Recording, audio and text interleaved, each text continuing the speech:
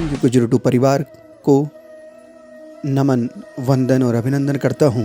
आज हम बढ़ रहे हैं हमारी देवभूमि उत्तराखंड के प्रसिद्ध शक्तिपीठ आदिशक्ति माँ दूनागिरी धाम की तरफ। गरुड़ से निकलने के पश्चात कौसानी से सोमेश्वर और सोमेश्वर से रानीखेत मार्ग से होते हुए लोध और बिंता को पार करके हम बढ़ चुके हैं ये तिराहे पे। यहाँ से आदिशक्ति माता दूनागिरी के धाम की तरफ एक सड़क निकलती है और इसके सामने की तरफ से द्वाराहाट क्षेत्र में प्रवेश कर सकते हैं। मित्रों, अब हम पहुंच चुके हैं माँ दूनागिरी सिद्धपीठ शक्तिपीठ की मार्केट में।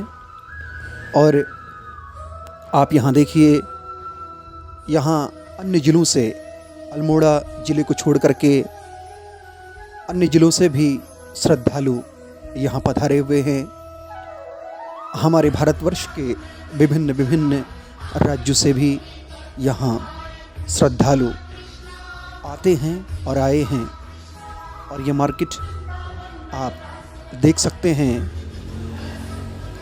पूजा सामग्री से सजी हुई ये मार्केट है और दैनिक उपयोग में की जाने वाली वस्तुएं भी यहाँ उपलब्ध हो जाती हैं। ये सामने की एक शॉप है जहाँ से आप पुष्प भी खरीद सकते हैं। अब हम बढ़ चले हैं शक्तिपीठ की तरफ। ये भगवान गजानन को प्रणाम करते हुए हम आगे की ओर बढ़ रहे हैं। मित्रों, इधर उधर से दीवारें हैं, ऊपर बढ़िया टिन शेड लगा हुआ है और माता रानी के भक्तों के द्वारा यहाँ इस क्षेत्र में घंटियाँ चढ़ाई गई हैं। उनको बिल्कुल कतारपूर्वक आप देख सकते हैं। और ये जो सीढ़ियाँ आपको दिखाई दे रही हैं, ये लगभग 500 सीढ़ियाँ हैं जिनको पार करके आप माता रानी के दरबार में पहुँच सकते हैं। तो घंटियों के अभिवादन के साथ माता रानी का अभिवादन करते हुए हम आगे की ओर बढ़ रहे हैं और हमारी टीम बढ़ रही है आदिशक्ति माँ दूनागिरी धाम में। और ये थोड़ी लंबी डगर है क्योंकि माता रानी ऐसे ही दिव्य स्थानों में निवास करती हैं, ऐसे ही मनोहर दिव्य स्थानों में निवास करती हैं। ये मार्केट ऊपर भी सजी हुई है। अगर आप नीचे से परचेज़ अगर ना करना चाहें तो आप ऊपर से ख़रीदारी कर सकते हैं, क्योंकि ऊपर भी दुकानें हैं जहां से माता रानी के दिव्य दरबार की ओर बढ़ा जा सकता है। ये आपको सामने 2 गेट दिखाई दे रहे हैं जो प्रवेश द्वार हैं। एक आने का है और एक जाने का है। जो नीचे की तरफ से दिखाई दे रहा है उसमें से आप अंदर प्रवेश कर सकते हैं और जो दूसरा दिखाई दे रहा है वहाँ से बाहर निकलने का मुख्य द्वार है। तो मित्रों, ये एक पगडंडी सी जो आपको दिखाई दे रही है, मुख्य प्रवेश द्वार के ठीक दाहिनी तरफ को यहाँ से प्रवेश द्वार है। और यहाँ से हम भी आगे बढ़ रहे हैं और हमारे साथ आपकी हमारी जो आस्थाएं हैं, हमारी जो श्रद्धा है, जो माँ के प्रति हमारा असीम और अनूठा विश्वास है और उनके जो दर्शनों की जो एक चाह है, जो भूख है, वो भी हमारे साथ बढ़ रही है। क्योंकि हमारी उत्तराखंड देवभूमि है और यहाँ कण कण में ईश्वर का निवास है। तो अब हम पहुँच चुके हैं माँ दूनागिरी के दरबार के प्रांगण में।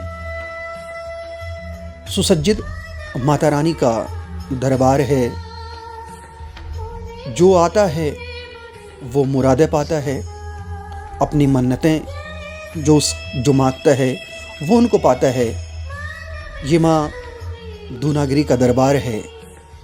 नेचर प्रेमी डॉक्यूमेंट्री चैनल में मैं रविशंकर बिस्ट अपने साथी पवन कांडपाल के साथ माता रानी के दिव्य दरबार में आप सभी जो हमारे नेचर प्रेमी UK02 डॉक्यूमेंट्री चैनल का परिवार है उसका पुनः कोटिशः वंदन और अभिनंदन करता हूँ। बहुत खूबसूरत सा परिदृश्य, बहुत खूबसूरत सा वातावरण, सुरम्य वातावरण माता रानी के दरबार का है। आप देख रहे होंगे कि कितना सुंदर ये दरबार है, ये यशोदा भवन है और ये भक्तों के द्वारा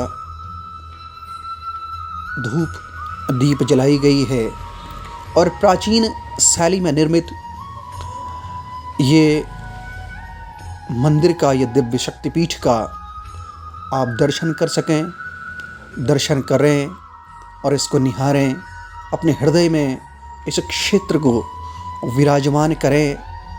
क्योंकि जब बड़े पुण्य उदय होते हैं तो इस प्रकार के शक्तिपीठों में, सिद्धपीठों में जाने का सौभाग्य प्राप्त होता है और उनको देखने का सौभाग्य प्राप्त होता है।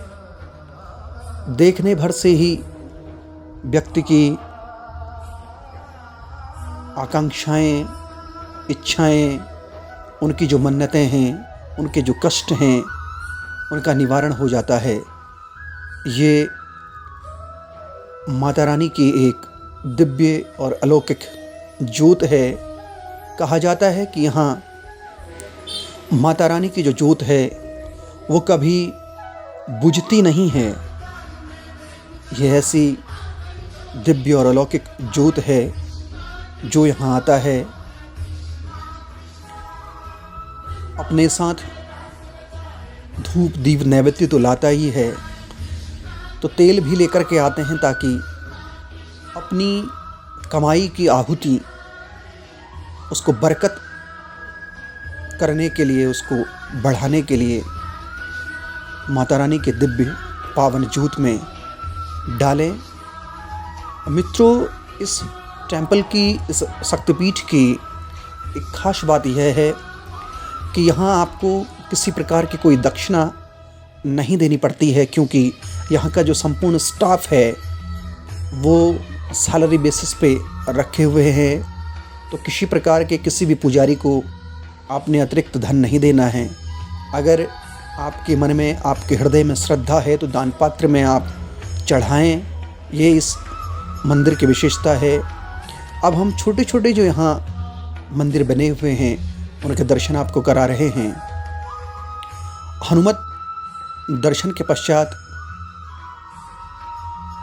हम आगे को बढ़ रहे हैं। ये माता रानी का दर्शन आप करें। ये भैरवनाथ जी के दर्शन हैं।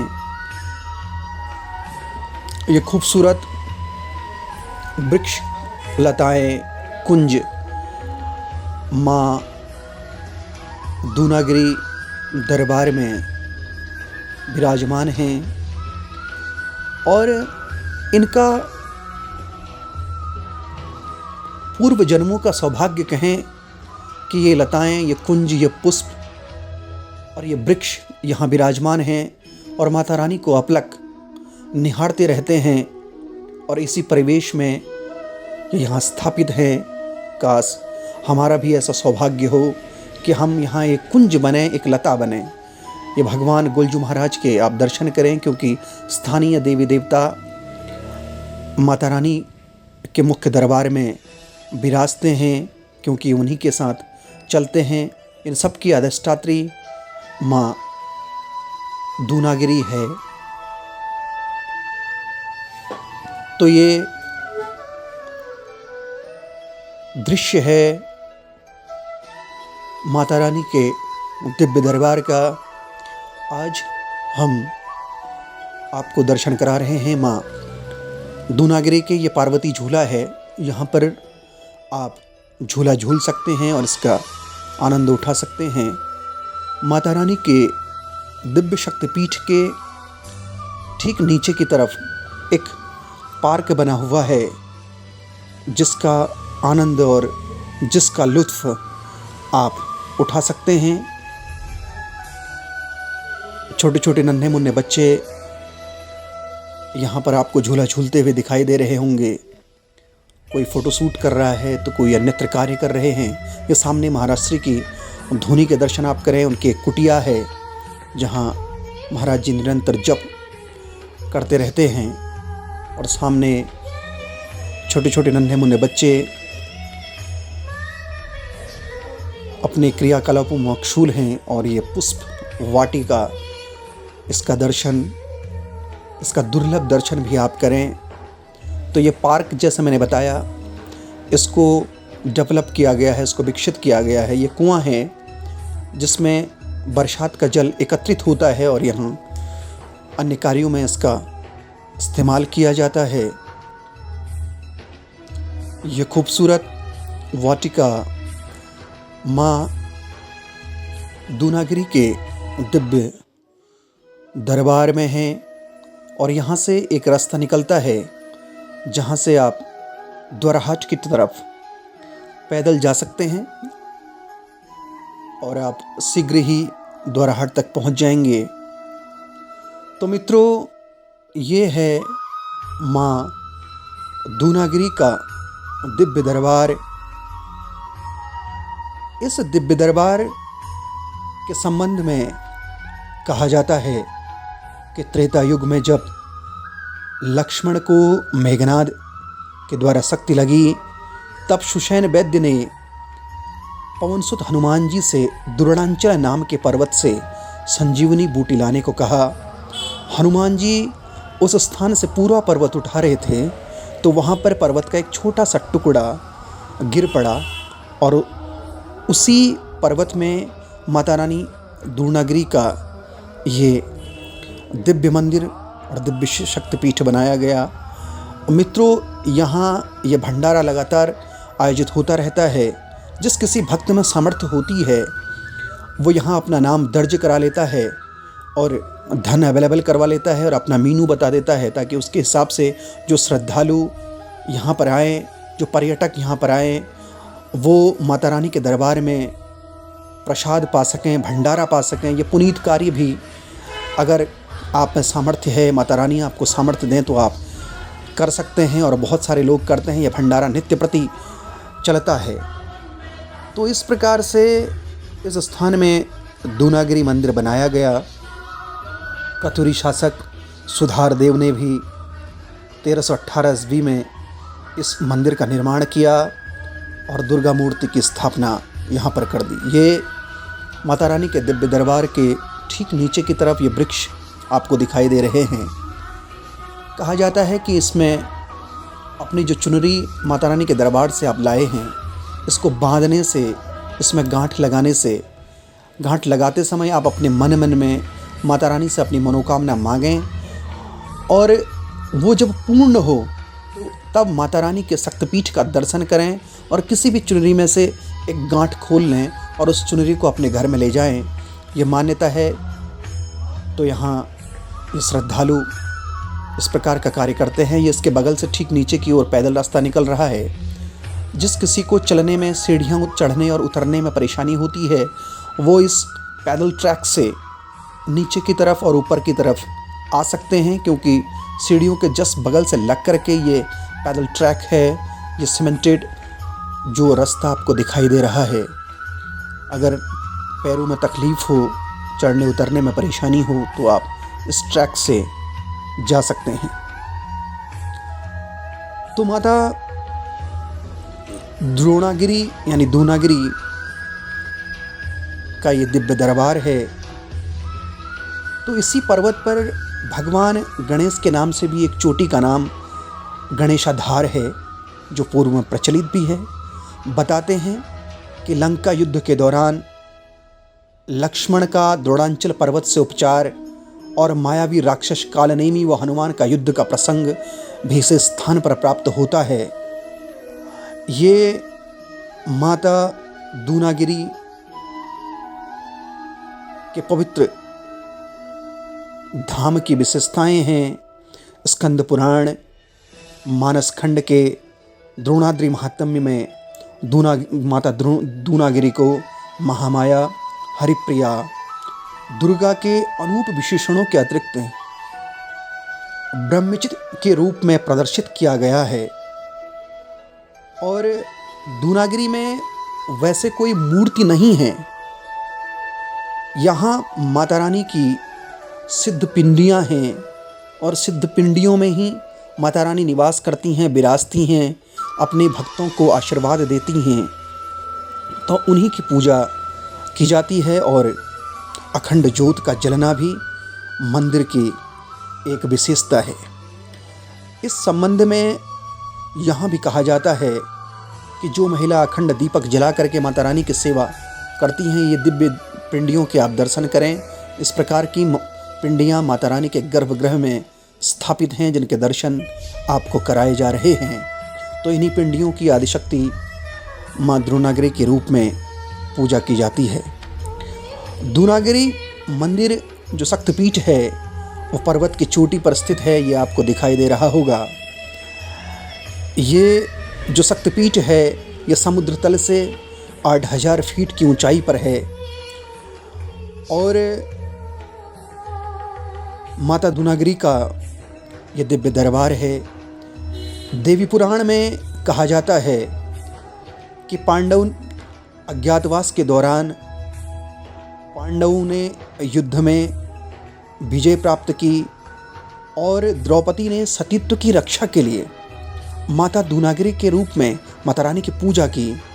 उनका उपवास भी माँ द्रौपदी ने किया और अपने पुत्रों की रक्षा के लिए अज्ञातवास के दौरान उन्होंने इस स्थान पर माता दूनागिरी की पूजा की, उनकी उपासना की और उनके पुत्रों की रक्षा हो पाई। ये उत्तराखंड और उत्तराखंड के प्रसिद्ध दिव्य स्थल हैं, शक्तिपीठ हैं, जिनके दर्शन नेचर प्रेमी UK02 आपको करा रहा है। दूनागिरी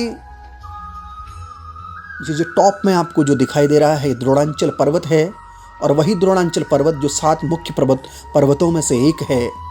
और यहाँ से जो नीचे से ऊपर तक का आपको एक दृश्य दिखाई दे रहा है, ये माता दूनागिरी को पहुँचने के लिए ये 500 सीढ़ियों को पार करके ऊपर जो टॉप में आपको एक आकृति सी दिखाई दे रही है, ये माँ दूनागिरी का दरबार है। तो दूनागिरी मंदिर के आसपास में कुछ ग्राम पंचायतें पड़ती हैं जो दूनागिरी, दुधौली, टोडरा, नायल और खोलियाबांज नाम की ग्राम पंचायतें हैं। और माता दूनागिरी का जो दिव्य दरबार और शक्तिपीठ है यह टोडरा गांव में स्थित है, जो द्रोणांचल पर्वत के नाम से विश्वविख्यात है। और यही ये द्रोणांचल पर्वत में अभी हम विचरण कर रहे हैं, विहार कर रहे हैं। क्योंकि ये जो क्षेत्र आता है ये जीव जंतुओं के संरक्षण के लिए और जंगली जो औषधियाँ होती हैं, जो प्राकृतिक वनस्पतियाँ होती हैं, उसके संरक्षण के लिए ये पर्वत मुख्य रूप से विख्यात है। तो इसलिए यहाँ नियंत्रण करने के लिए जब आप दूनागिरी मार्केट में आएंगे, उसके ठीक ऊपर जो फॉरेस्ट डिपार्टमेंट ने है उसने अपना एक मचान सा बना रखा है। यहाँ से मॉनिटरिंग की जाती है, क्योंकि गर्मियों में जंगलों में जब आग लगाई जाती है तो यहीं से नियंत्रण किया जाता है। तो इस प्रकार से ये माँ दूनागिरी का दिव्य शक्तिपीठ है। ये द्रोणांचल पर्वत है। यहाँ तेंदुआ, पदबाग, घुरड़, जंगली हिरन, भालू, बाघ इत्यादि दिखाई देते हैं। पदबाग के संबंध में एक चीज़ कही जाती है कि ये चीते का छोटा रूप है और बिल्कुल इसकी आकार, इसकी आकृति चीते के समान होती है, लेकिन इसकी हाइट उतनी होती नहीं है जितनी चीते की होती है। तो इस प्रकार से ये जंगली जीव जंतु यहाँ रहते हैं और विभिन्न प्रकार की औषधियाँ इस द्रोणांचल पर्वत में पाई जाती हैं। तो माता द्रोणागिरी की रोचक यात्रा के साथ, माता द्रोणागिरी शक्तिपीठ के दर्शन के साथ मैं रविशंकर बिष्ट अपने साथी पवन कांडपाल के साथ आज की इस डॉक्यूमेंट्री से विदा लेता हूँ। नेचर प्रेमी UK02 अगले दर्शनीय स्थल के साथ, अगले शक्तिपीठ के साथ फिर आपसे मुलाकात करता है। तब तक के लिए माँ द्रोणागिरी की असीम अनुकंपा आप सभी पर बने रहे। ओम नमः पार्वती पते। जय माँ द्रोणागिरी, जय माँ भवानी।